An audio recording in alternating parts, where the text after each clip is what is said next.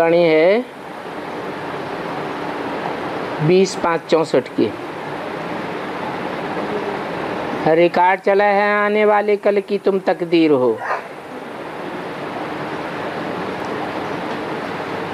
अभी देखो माताओं ने, सभी सजनियों ने गीत सुना। बच्चे जानते हैं इस भारत की तकदीर में लकीर लगी हुई है, और ये लकीर किसके द्वारा लगी है? कहेंगे 5 विकार रूपी रावण के द्वारा। अभी फिर से तुम बच्चे भारत की तकदीर बनाए रहे हो। तुम हो शिव शक्ति माताएं। जब ज्ञान सागर आते हैं तो माताओं के ऊपर ही आए कलश रखते हैं। बाकी शास्त्रों में जो गपोड़े लगाए दिए हैं, ऐसी तो कोई बात नहीं है। तुम बच्चे जानते हो, हम भारत की तकदीर जगाने के लिए, भारत को स्वर्ग बनाने के लिए बाप द्वारा पुरुषार्थ कर रहे हैं। तुम बाप की सेना हो, बाप के घर की शोभा हो। माँ बाप के पास बच्चा नहीं होता है तो घर जैसे सूना सूना लगता है। तो अब ये दुनिया जैसे सूनी हुई पड़ी है। अभी तुम बच्चे इनको स्वर्ग बनाने वाले हो। बाप कहते हैं कि मैं तुम माताओं का गुलाम हूं, क्योंकि ये माताएं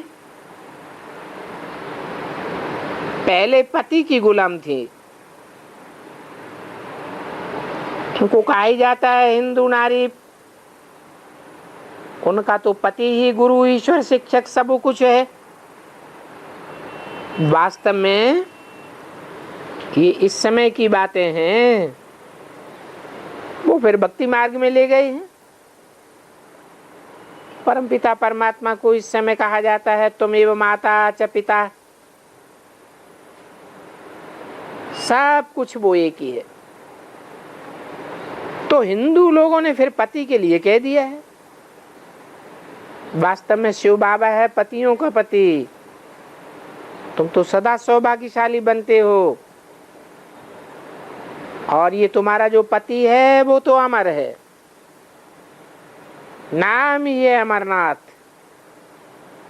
तुमको ये अमरनाथ अमरपुरी का मालिक बनाते हैं, तो ऐसे पति को तो बहुत याद करना चाहिए, जो तुमको पढ़ा करके स्वर्ग का मालिक बनाते हैं। ऐसे पति को भूलने से रोना आ जाता है। बाप कहते हैं, पूछते हैं क्या तुम्हारा साजन मर गया है जो तुम रोती हो? अरे तुमको तो सदैव हर्षित रहना है, अभी भी हर्षित मुख रहना है। इन देवताओं को देखो, इनका मुखड़ा सदैव हर्षित रहता है। इनको देखने से ही मनुष्य खुश हो जाते। अब बताओ, इन देवताओं को वो खुशी कहां से आई? कौन लाया? कब लाया? संगम पर बाप ने ऐसा हर्षित मुख खुश मिजाज बनाया। अभी पुरुषार्थ करना है, तभी वो अविनाशी खुशी मिलेगी। बाप कहते हैं अभी रोने की तो कोई बात ही नहीं है। ऐसा सलोना साजन मिला है जिससे स्वर्ग के महाराजा महारानी बन जाते हो। फिर ये रोना क्यों होता है? तुम सो इस सारी सृष्टि का श्रृंगार हो, मोस्ट वैल्यूएबल एक्टर्स हो।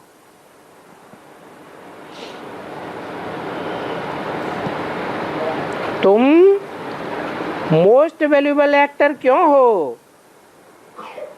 क्योंकि तुम श्रीमत पर कदम कदम पर चलते हो। तुम जो जो वर्षन सुनते हो वो 1-1 लाख रुपए का है। वो विद्वान लोग गीता वेदांत आदि सुनाते हैं तो कहते हैं ये 1-1 वर्षन से लाख रुपए का है, परंतु ऐसे तो होता ही नहीं है। शास्त्र तो भारतवासी बहुत सुनते हैं, फिर धनवान आयुष्मान संपत्तिवान तो कोई नहीं हुए। ये शास्त्र हैं ही भक्ति मार्ग के, जो सुनते सुनते संपत्तिवान के बदले और ही इंसॉल्वेंट बन पड़े। अभी तुम हरेक रूप बसंत हो, ये तुम्हारी आत्मा रूप बसंत है ना।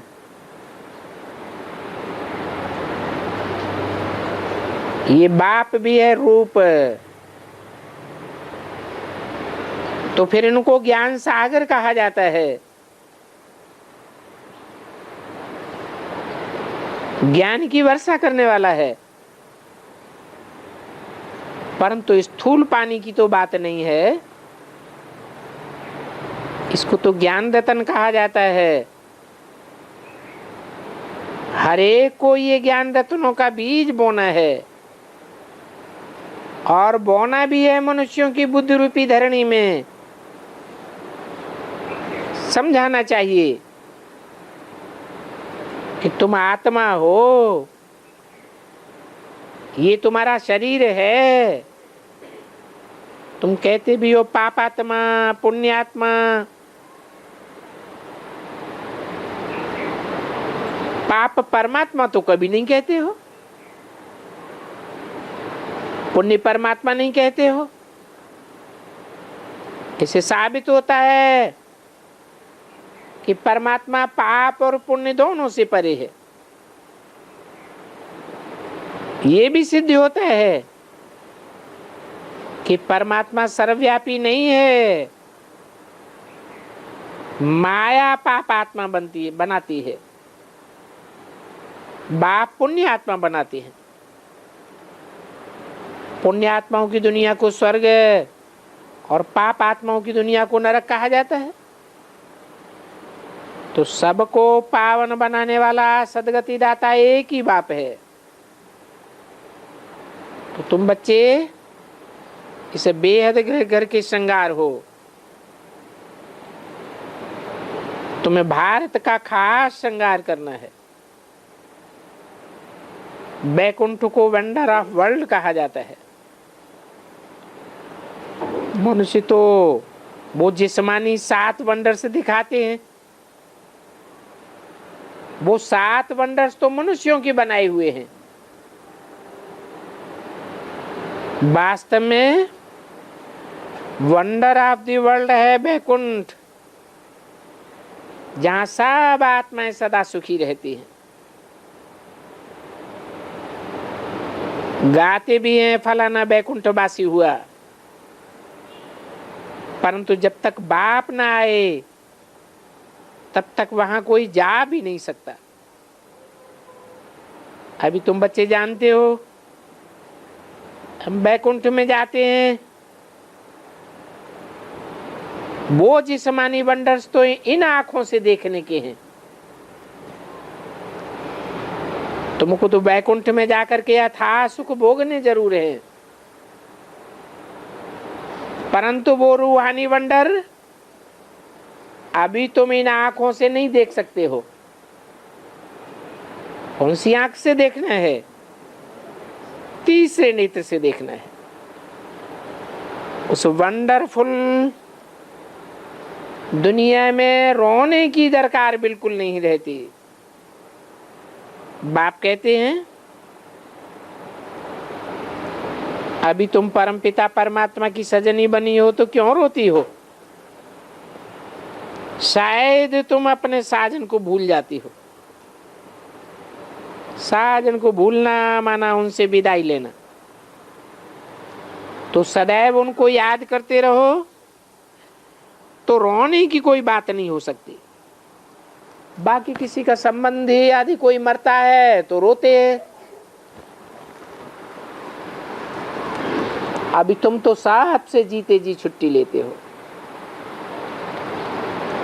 20/5/64 की वाणी का दूसरा पेज।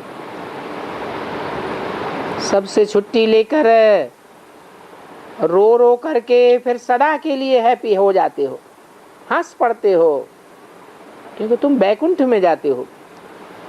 कोई संबंधी मरता है तो जरूर रोना पड़े, न रोएंगे तो सब कहते हैं ये तो पत्थर दिल हो गया,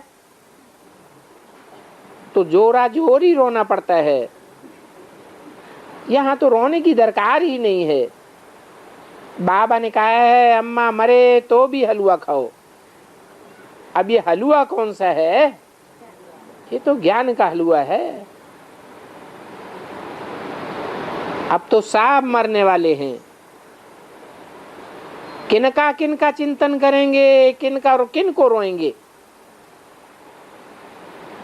और किसके लिए रोएंगे? इतने सब मरेंगे, कोई क्रियाकर्म करने वाला भी नहीं रहेगा। देखो जापान में बॉम्ब से इतने मरे, फिर किसने क्रियाकर्म किया होगा? क्रियाकर्म करने वाले भी मर जाएंगे। ये तो एक भक्ति मार्ग की रस्म है। सतयुग में ऐसी बातें नहीं होती हैं। वहां तो अथाह सुख है। ये मोहजित राजा की कथा भी वहां की है।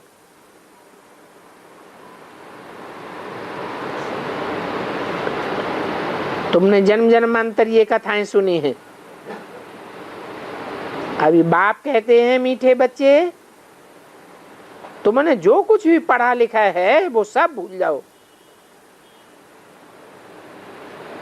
अब तुम मुझे बाप से सुनो। शास्त्रों की कथाएं सुनते सुनते तुम नीचे गिरते आए हो। वो सब गपोड़े हैं। सबसे बड़ा गपोड़ा है ईश्वर सर्वव्यापी कहना। फिर कहते हैं श्री कृष्ण को 108 रानियां बनी।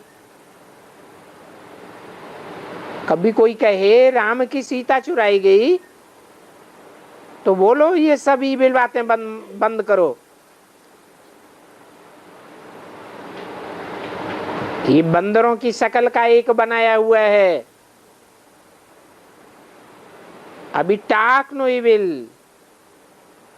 सी नो इविल, क्योंकि इस समय के मनुष्य ही बंदर से बदतर हैं।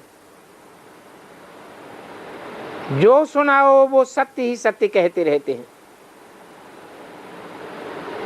कहते हैं पवन से हनुमान का जन्म हुआ। अब पवन से हनुमान का जन्म कैसे होगा? ये भी सत्य बात हो गई है। सब गपोड़े। अब सारे गपोड़े हैं तो उन गपोड़ों की बातों को दोहराते क्यों हैं?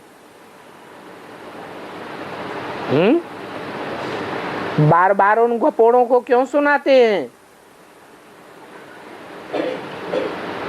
क्योंकि इनमें सबकी बुद्धि चलनी चाहिए। पवन किसे कहा जाता है? किसी के ऊपर कोई भूत आता है तो कहते हैं हवा है। ये सूक्ष्म वतनवासी आत्माएं ही हवा के मुवाफिक काम करती हैं।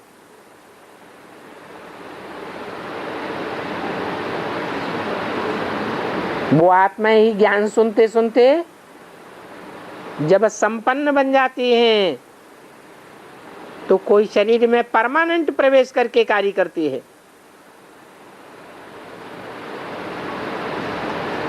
अभी बाप बैठ समझाते हैं कि ये स्थूल पवन से पैदा होने की कोई बात नहीं है। ये तो ग्लानि की बात हो गई। मैं कल्प के संगम युग युगे आता हूं, अर्थात 4 युगों के बाद, एक कल्प के बाद जो पुरुषोत्तम संगम युग आता है, उसमें 4 युगों की शूटिंग होती है।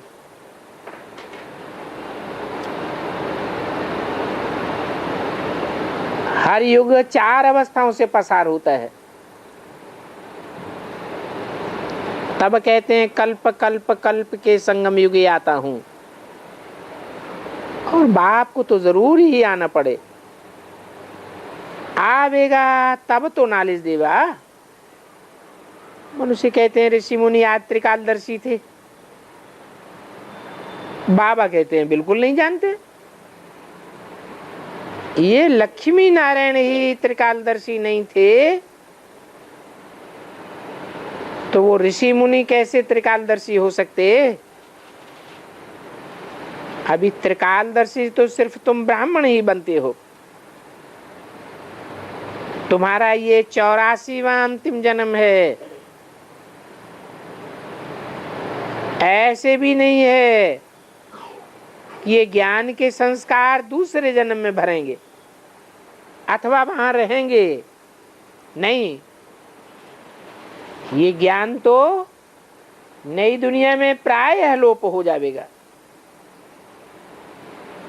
वहां तो राजा ही स्थापन हो जाती है, फिर राजियों की दरकार ही नहीं। तो देखो बाप क्या कहते हैं और मनुष्य क्या कहते हैं, ये रात दिन का वास्ट डिफरेंट हो जाता है। मनुष्य कहेंगे परमात्मा सर्वव्यापी है, बाप कहते हैं नहीं।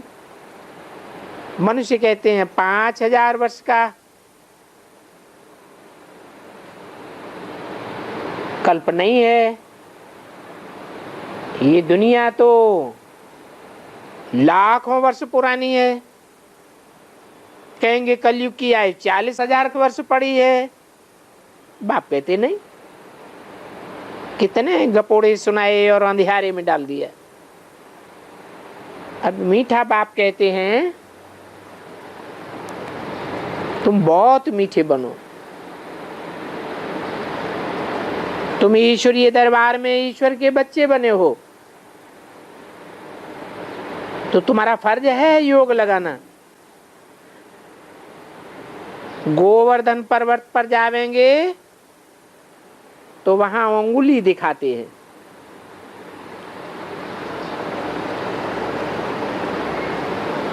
किस बात की यादगार है? वो अंगुली है थोड़ा सा सहयोग देने की निशानी,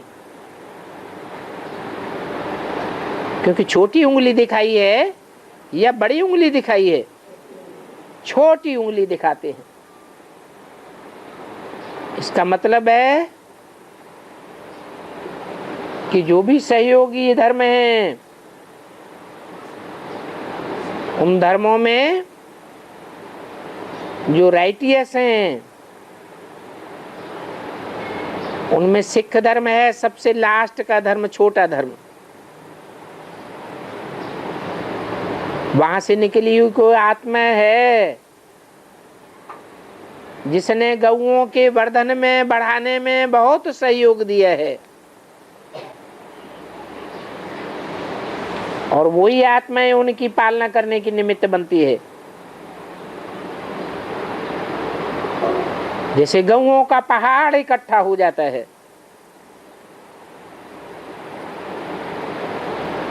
अब उस पर्वत की कितनी पूजा करते हैं। है तो यादगार। पूजा किसकी होती है? जिन्होंने पवित्रता का पालन किया है उन्हीं की पूजा होती है। भारत जो गोल्डन एज बन जाता है तब फिर पूजा नहीं होती है। अभी तुम पुरुषार्थ करते हो पवित्र रहने का, उस समय की पूजा होती है। तो ये अंगुली तुम्हारी निशानी है। तुम आत्मा हो ना, प्रतिज्ञा करना पवित्रता की, जैसे ये अंगुली देना है। भारत को सैल बेस करने के लिए अपनी अंगुली देनी है। पवित्रता है तो पीस प्रॉस्पेरिटी भी है। पवित्रता नहीं है तो भारत का हाल देखो क्या हो जाता है। तो है सारी मेहनत की बात। सन्यासी तो कह देते हैं आग और कपूस इकट्ठे नहीं रह सकते। शास्त्रों में ऐसी बातें लिखी है, परंतु वो तो भक्ति मार्ग की सामग्री है, ज्ञान मार्ग तो नहीं है। ये भी उनकी शास्त्र लिखने की भावी है। उन सन्यासियों को तुम कह सकते हो कि आग कपूस इकट्ठे नहीं रह सकते, परंतु उन सन्यासियों को भगवान बाप बैठ थोड़े ही पढ़ाते हैं।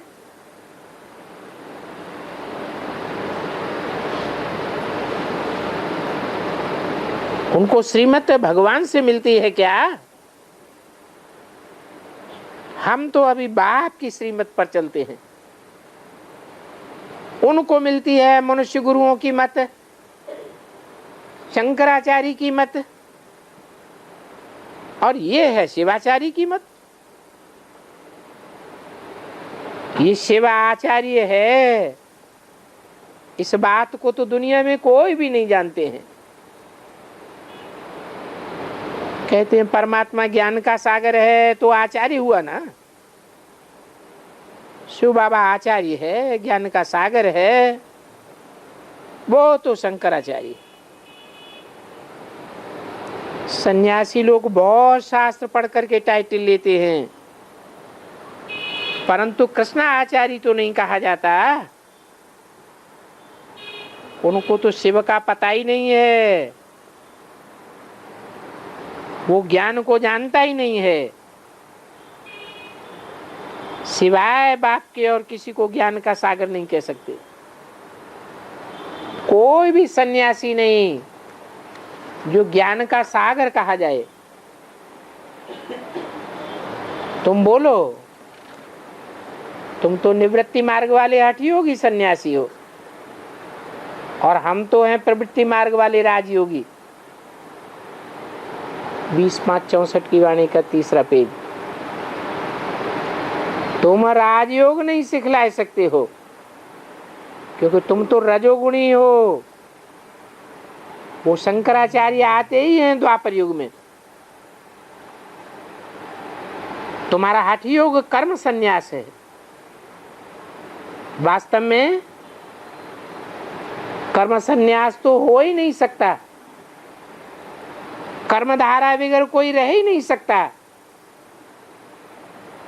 कर्म इंद्रियां हैं तो कर्म तो करना ही पड़े। अभी तुम बच्चों को डायरेक्शन ही कुछ और मिलते हैं। मनुष्य शांति में रहना चाहते हैं, बोलो अच्छा अपन को आर्गन से डिटैच कर दो, परंतु सिर्फ डिटैच करने से फायदा नहीं होगा। ये तो सिर्फ प्रैक्टिस हो जाएगी। डिटैच भी हो जावे और फिर मुझे याद करे तो भी कर्म विनाश होंगे। शांति का हार तो तुम्हारे गले में पड़ा हुआ है, सिर्फ अपन को डिटैच कर दो। आत्मा का स्वधर्म है शांति। हम आत्माएं मूल वतन में साइलेंस में रहती हैं, फिर सूक्ष्म वतन में है मूवी। अभी सूक्ष्म वतन की रचना हो रही है। ये है टाकी स्थूल वतन। तुमने बहुत साक्षात्कार भी किए हुए हैं। बाबा से जास्ती तुमने देखा है।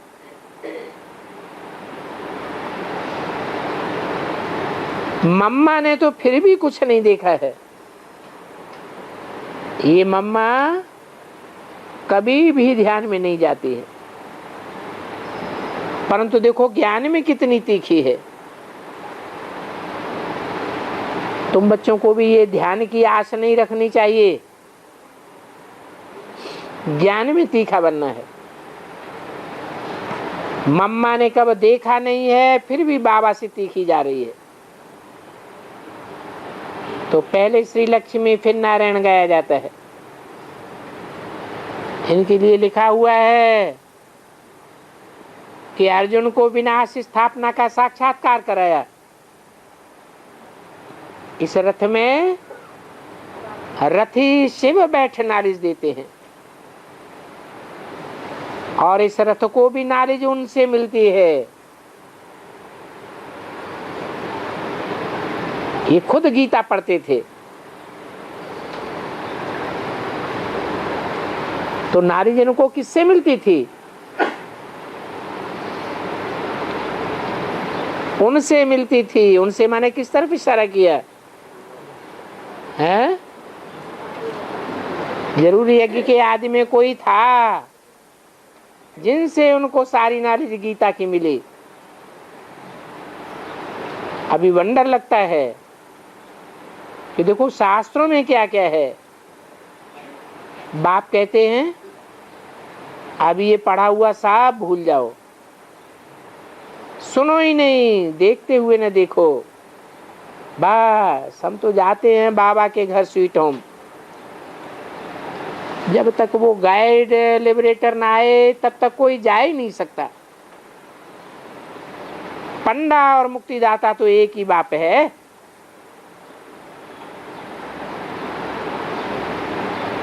वो मुक्त करते हैं दुख से, इसलिए उनको गति सदगति दाता कहा जाता है। वो मनुष्य सृष्टि का बीज रूप है। सुप्रीम सोल, निराकारी दुनिया है, आत्माओं के रहने का धाम।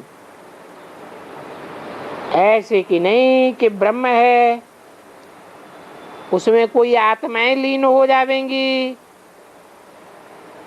बाप कितनी वंडरफुल बातें सुनाते हैं। बाप और तुम्हारा 84 जन्मों का पार्ट इम्परेसिबल है। ये कब मिट नहीं सकता। कौन से बाप की बात हुई?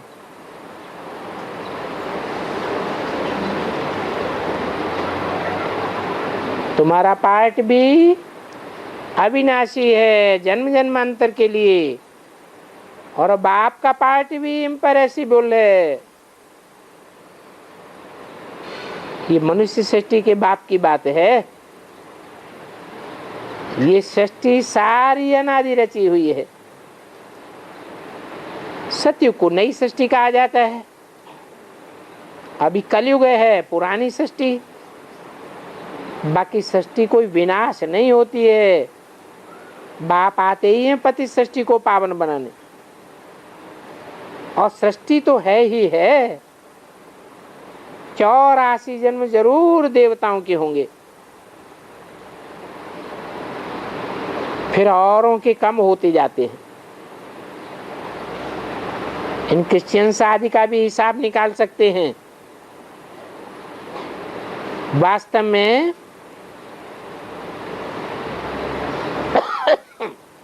इन भारतवासियों की जनरेशन बहुत होनी चाहिए,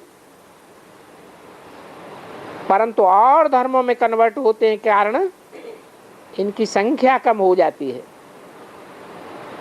और फिर नाम भी रख दिया हिंदू।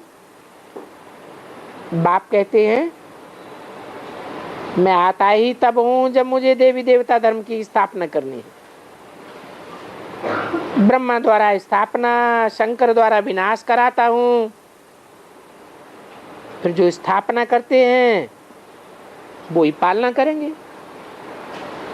अर्थात ब्रह्मा द्वारा स्थापना, तो ब्रह्मा से विष्णु बनकर पालना करेंगे। गांधी को भी जिन्होंने मदद की, मेहनत की, आज देखो कितने सुखी हैं। और वहां सुखी तो सब बनेंगे, बाकी पद में फर्क पड़ जाता है। जो बाप से योग रखेंगे, वर्षे को याद करेंगे,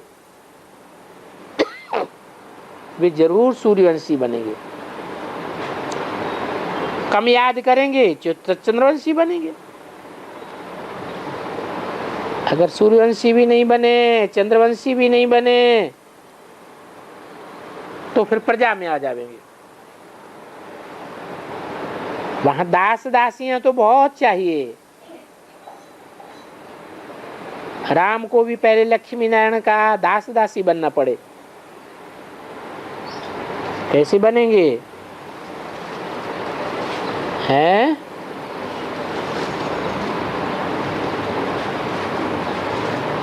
राम सीता लक्ष्मी नारायण के दास दासी कैसे बनेंगे और कब बनेंगे?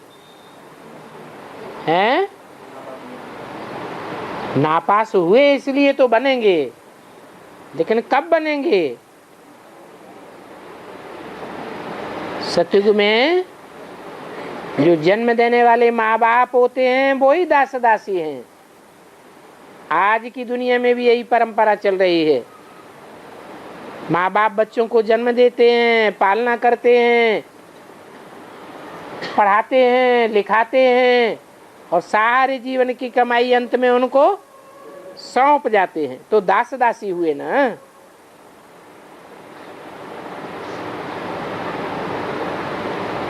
तो देखो राम फेल हुआ, इसलिए उनको क्षत्रिय कहते हैं। शास्त्रवादियों ने फिर हिंसा की निशानी दे दी है। अब हिंसा तो वहां होती नहीं है, ये तो माया पर जीत पाने की बात है। तुम भी युद्ध के मैदान में हो, परंतु तुम हो युग बल के अहिंसक। बाप ने समझाया है, योग बल से ही कोई भी विश्व का मालिक बन सकता है। क्रिश्चियन घराने में तो बल भी नहीं है। वो क्रिश्चियंस अगर आपस में मिल जाएं तो सारी दुनिया के मालिक बन जाएं, परंतु ये ला नहीं कहता है। ये मिलना जुलना संगठित होना ये पवित्रता की बात है।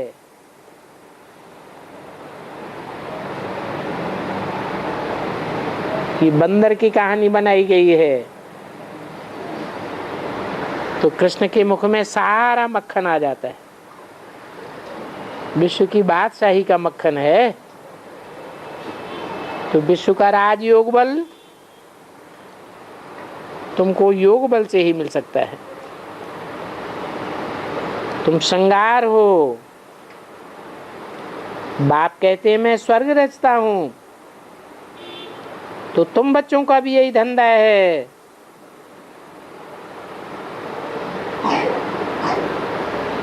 बच्चे बनकर के स्थापना में मदद करो। अच्छा, बाप दादा का याद प्यार गुड मॉर्निंग।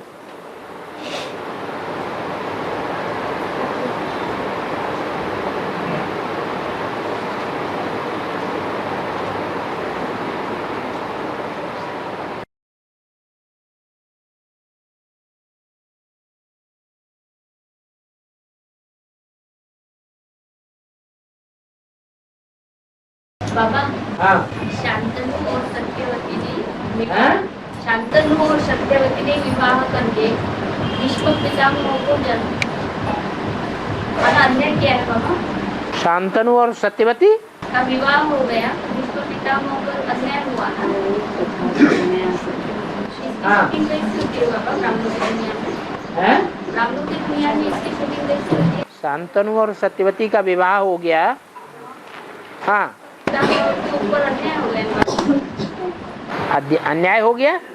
अन्याय हो गया या उन्होंने अन्याय अपने आप सर पर मोल ले लिया? तो हो गया ऐसे क्यों कहें? किसी दूसरे ने थोड़ा ही कर दिया।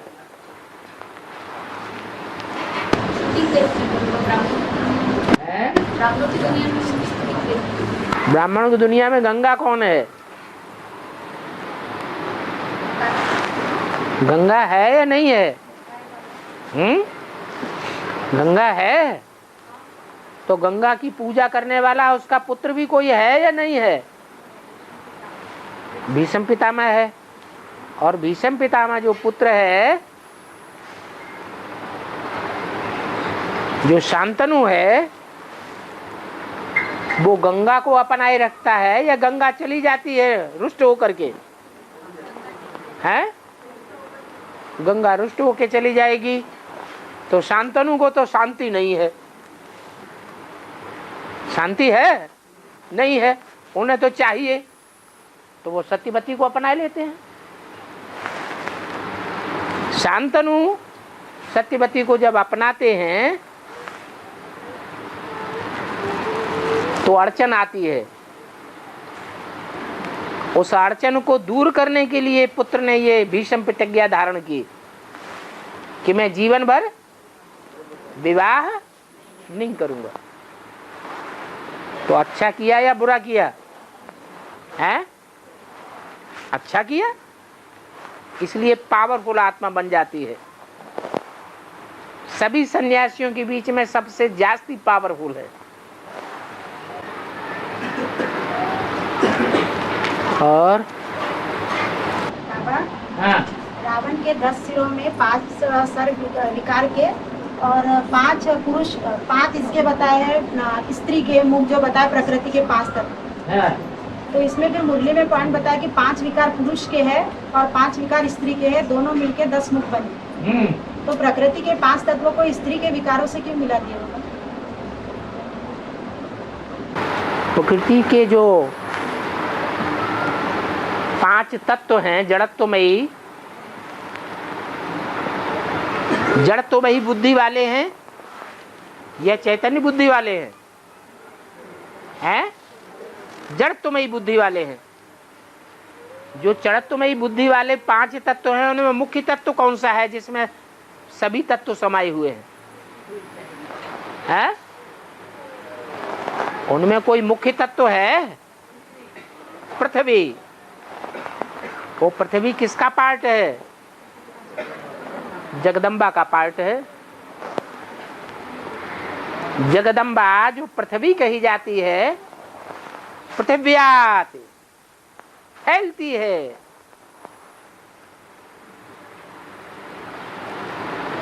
भारत माता फैलती है या पृथ्वी फैलती है? हैं? पृथ्वी फैलती है। तो जो पृथ्वी फैलती है उसमें अनेक धर्मों का वर्चस्व होता है, तब फैलती है, या जब दुनिया में एक धर्म है तब फैलती है? अनेक धर्मों का वर्चस्व होता है तब पृथ्वी फैलती है। तो विचार कहाँ होता है? पृथ्वी पर या भारत माता पर? है, पृथ्वी पर विचार होता है। ये विचार के कारण ही नाम रख दिया गया मंदोदरी, मंद उदर वाली, मंद बुद्धि वाला, जड़त्वमयी बुद्धि वाली। ये जड़त्वमयी बुद्धि जो है वो ही सत्यानाशी है। बाप को न पहचानने के कारण इधर उधर बुद्धि भटकती है। अगर बाप को पूरा पहचाना हो तो बुद्धि बिल्कुल नहीं भटकेगी कि बाप से क्या प्राप्ति होती है और इन तिनकों से क्या प्राप्ति होती है। और आत्माएं हैं जैसे तिनके समान, और बाप है जैसे चंद्रकांत वेदांत जहाज।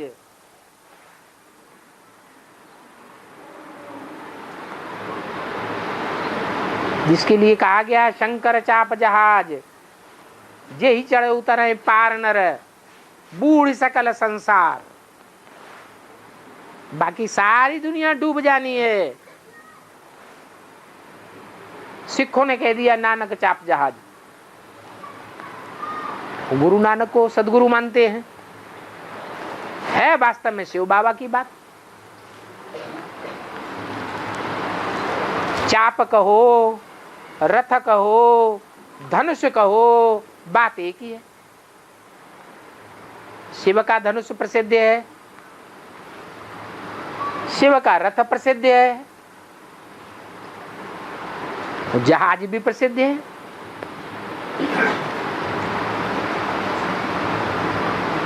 और वाली का बेहद का आपका क्या होता है?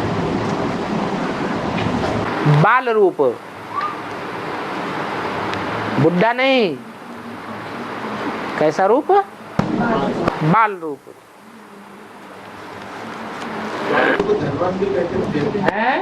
धनवान, है? वालू को धनवान भी कहते हैं। हाँ, तो धनुष नहीं है, वो तो प्रसिद्ध धनुष है।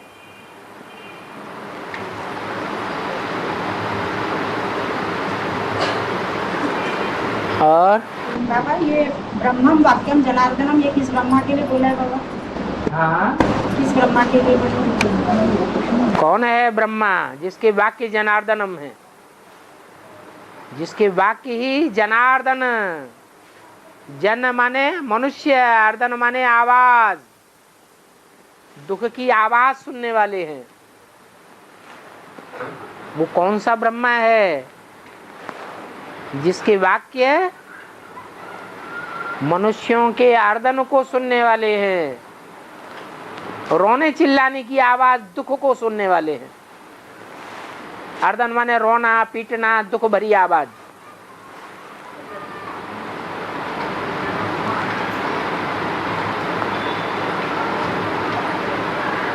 और बाबा त्रिमूर्ति के चित्र में तो देवताओं के ऊपर शिव की लकीरें गिरती हुई दिखाई गई है, लेकिन विष्णु के ऊपर नहीं दिखाई गई है, ऐसा क्यों? है शिव की प्रवेशता जो है वो शंकर में है और ब्रह्मा में है। विष्णु में प्रवेशता वाणी के आधार पर साबित नहीं होती,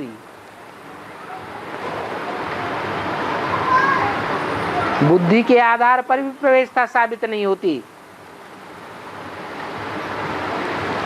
और विष्णु पवित्र है या अपवित्र है? अपवित्र में शिव प्रवेश करता है या नहीं करता है? करता है अपवित्र में। और विष्णु पवित्र है, इसलिए उसमें रेखा छोटी दिखाई गई है। माना कर्मेंद्रियों में ही सारा ज्ञान भरा हुआ है, देखने करने की बात ही नहीं। प्रैक्टिकल कर्म जो हैं, जो प्रैक्टिकल स्टेज है वो विष्णु की है। बाकी ब्रह्मा तो सिर्फ वाणी का वैभव है,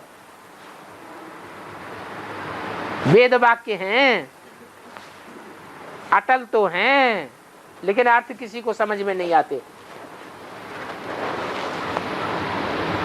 और शंकर बुद्धि का विलास है। बुद्धि के आधार पर वाणी तो सारी क्लियर हो जाती है,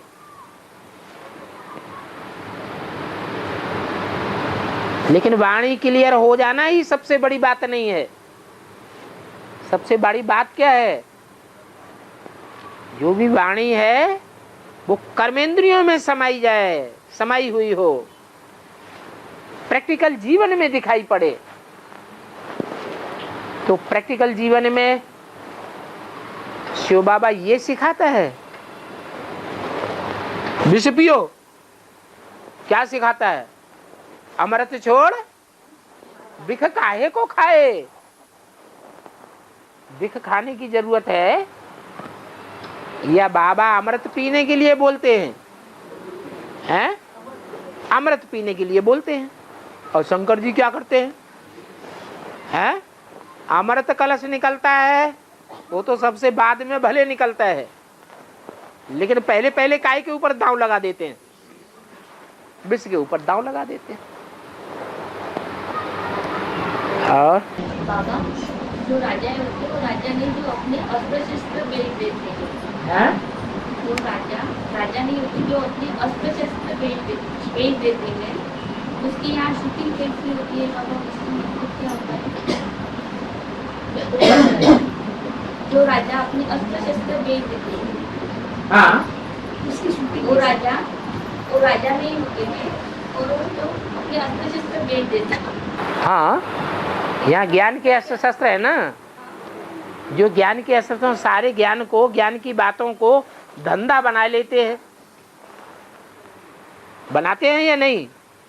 पैसा कमाने का धंधा बनाते हैं कि नहीं है? बाबा का ज्ञान पैसा कमाने का जरिया बनाते हैं या नहीं बनाते हैं? बनाते हैं। तो बेच दिया या नहीं बेच दिया? बेच दिया।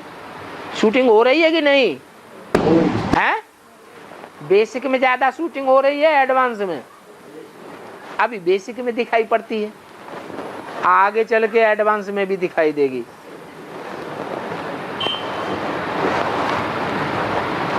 और बाबा, माया के जो 5 विकार बताए, काम, क्रोध, लोभ, मोह, अहंकार, इसमें केवल काम को ही चैतन्य देव के रूप में दिखाया गया है, बाकी विकारों को चैतन्य का रूप नहीं बताया। देवता के रूप में नहीं दिखाया है। चैतन्य रूप दिखाया क्यों नहीं है? हैं? भक्ति मार्ग में ऐसे प्रसिद्ध तो नहीं बताए थे, जैसे कामदेव प्रसिद्ध है। हाँ, कामदेव को पर्सनिफिकेशन कर दिया है और विकारों को पर्सनिफिकेशन नहीं किया है, माने पुरुष रूप में नहीं दिखाया है। कामदेव को दिखाया है मनोज के रूप में, क्योंकि काम जो है वो सब विकारों का मूल है। जिसमें काम वासना है उसमें सारे ही विकार भरे हुए, तो अलग से दिखाने की जरूरत ही नहीं है। बाबा गणपति को बड़ा बड़ा क्यों करते हैं? अभी लोग गणपति मानते हैं ना, तो उसको ऊंचा ऊंचा तो बहुत बड़ा बनाते हैं। रावण को बड़ा बड़ा बनाते जाते हैं, छोटा छोटा बनाते जाते हैं, हर साल बड़ा बड़ा बनाते हैं। जो बाहुबली का चित्र है वो हर साल बड़ा बड़ा बनाते हैं, छोटा छोटा बनाते हैं। ऐसे ही हनुमान का जो चित्र है वो बड़ा बड़ा बनाते जा रहे हैं, छोटा छोटा बनाते हैं, बड़ा बड़ा बनाते हैं। ऐसे ही गणेश का भी बड़ा बड़ा बनाते जाते हैं। राम का छोटा बनावेंगे, रावण का बड़ा बनावेंगे। शिव बाबा कहते हैं मुझे दिल वाले बच्चे प्रिय हैं या दिमाग वाले बच्चे प्रिय हैं? दिल वाले प्रिय हैं। तो अपना दिमाग बड़ा दिखाते हैं, वो बड़ा दिमाग दिखाने के लिए महात्मा बुद्ध के बड़े बड़े चित्र बना दिए। पांडवों के चित्र कैसे बनाते हैं? बड़े बड़े छत इतने ऊंचे बनाते हैं। इतने बड़े थे क्या दिखाने के लिए बड़ा बनाया? उनकी बुद्धि बड़ी थी, बुद्धि विशाल थी, तो बुद्धि का वैभव दिखाया गया है, कोई बड़े होने की बात नहीं है। बाबा के साथ में 8 दिन घूमने की इच्छा है मेरी। हाँ, तो किसी ने मना कर दिया क्या? हैं? अगली बार आती हूँ। अगली बार आ जाती हूँ, बिना बताए आ जाती हूँ। नहीं, बाबा को बताई। हाँ, अब तुम तो बताई, जब रिजर्वेशन मिलेगा, जब नंबर लगेगा, जब ऊपर वाले पास करेंगे तभी तो होगा, है? इसको बोलना पड़ेगा बाबा। और अभी तो बाबा के साथ जाने वालों को भी हथकड़ियां लग सकती हैं। पुलिस कहेगी तुम भी साथी हो। बाबा, हाँ, भारत में अभी जो अन्ना हजारे जो है, हाँ? भारत में अभी अन्ना हजारे जो है, हाँ। लौकिक दुनिया के अन्ना हजारे, हाँ, तो उन्होंने जो लोकपाल बिल संसद में पास करने के लिए जो हाँ। अभी प्रयत्न किए थे, और जो अपोजिट पार्टी या सरकार ने जो विरोध किया उनके प्रति, हाँ। तो क्या या बेहद में भी अपने यहाँ पर भी शूटिंग ऐसी हो सकती है? ऐसे जाने कितने आए और कितने चले गए। अन्ना हजारे ज्यादा ताकतवर या गांधी जी ज्यादा ताकतवर थे? हैं? अन्ना हजारे ने कितने दिन का अनशन किया और गांधी जी ने कितने दिन का अनशन किया? ज्यादा आत्मा में ताकत किसके निकली? फिर वो कुछ नहीं कर पाए। कोई क्या करेगा? ये थोड़े टाइम के लिए थपथपाने वाली बात है। ये भ्रष्टाचार की जड़ें इतनी ज्यादा गहरी फैली हुई हैं। एक तरफ वो अनशन करते जा रहे हैं, कौन? अन्ना हजारे, और उनको सफलता भी मिलती जा रही है। लोग तालियां बजाते हैं, हमने भ्रष्टाचार के ऊपर विजय प्राप्त कर ली है। दूसरी तरफ जो भगवान का पार्ट है उसको हथकड़ियां लगाने की तैयारियां भी हो जाती हैं। हजार हजार की नोटों की गड्डियां प्रशासन में फैलाई जाती हैं, पुलिस में फैलाई जाती हैं, अखबार वालों को फैलाई जाती है, टीवी वालों को फैलाई जाती है। अब पटापट उन्हीं दिनों में सारा काम तैयार, सारा झूठा काम। झूठ है झूठ, सच की रत्ती भी नहीं। सारे कानून तोड़ना, एक भी कानून को मान्यता नहीं।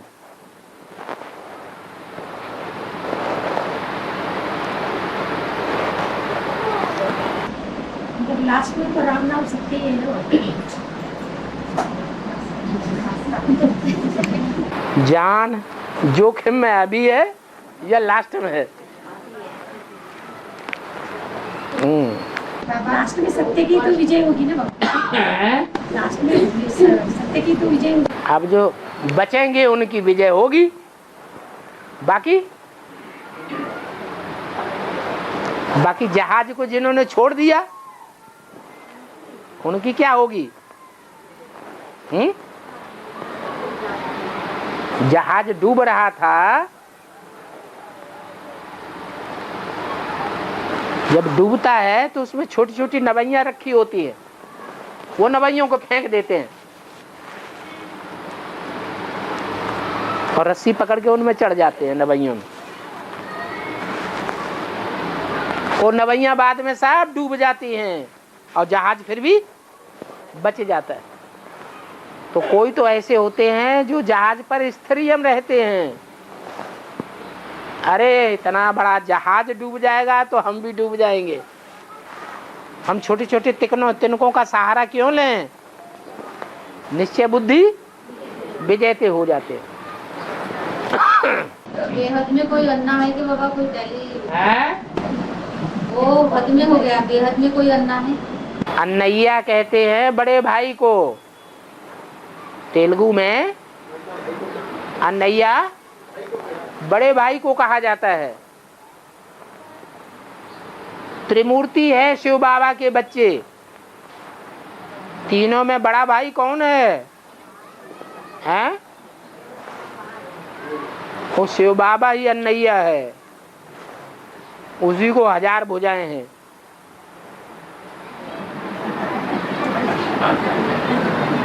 भुजाएं माने सहयोगी, मददगार। ओम शांति।